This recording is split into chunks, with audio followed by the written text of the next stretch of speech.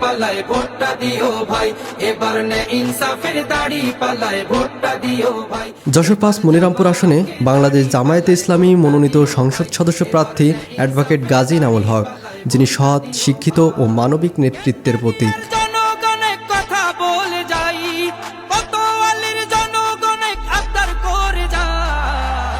১৯৫৯ সালে মনিরামপুর উপজেলার ১ নম্বর রোহিতা ইউনিয়নের পট্টি গ্রামে এক সম্ভ্রান্ত মুসলিম পরিবারে জন্মগ্রহণ করেন গাজী ইনামুল হক। পিতা মরহুম ডাক্তার মোজাম্মেল হক এবং মাতা মরহুমা নূরজাহান বেগমের জ্যেষ্ঠ পুত্র তিনি।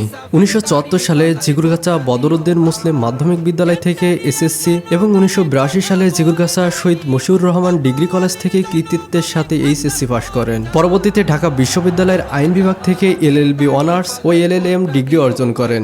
১৯৯২ সাল থেকে তিনি বাংলাদেশ সুপ্রিম কোর্টের আইনজীবী হিসাবে পেশায় নিয়োজিত আছেন। সততা, ন্যায় ও ইনসাফের নীতিতে অনড় এই মানুষ সর্বদা মানুষের অধিকার ও ন্যায় বিচারের জন্য কাজ করে যাচ্ছেন। অ্যাডভোকেট গাজী ইনামুল হক একজন সাদাসিধে, ধর্মপ্রাণ ও সমাজসেবী মানুষ। ইসলামী মূল্যবোধে বিশ্বাসী এই নেতার স্বপ্ন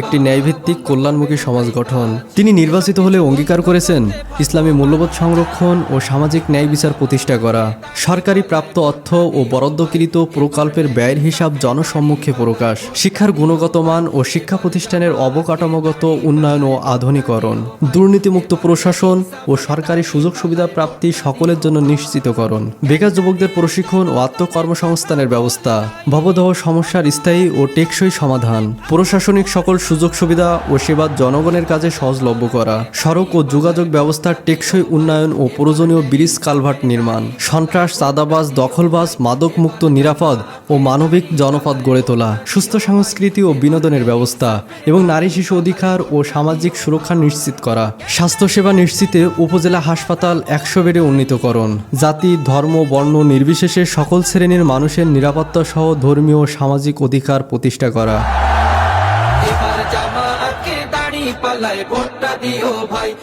ন্যায়, ইনসাফ ও উন্নয়নের পথে এগিয়ে চলুন। আসুন আমরা একসাথে দাঁড়াই সৎ নেতৃত্বের পাশে। দাঁড়িপাল্লায় ভোট দিন অ্যাডভোকেট গাজী ইনামুল হককে। প্রচারে মনিরামপুর উপজেলাবাসী।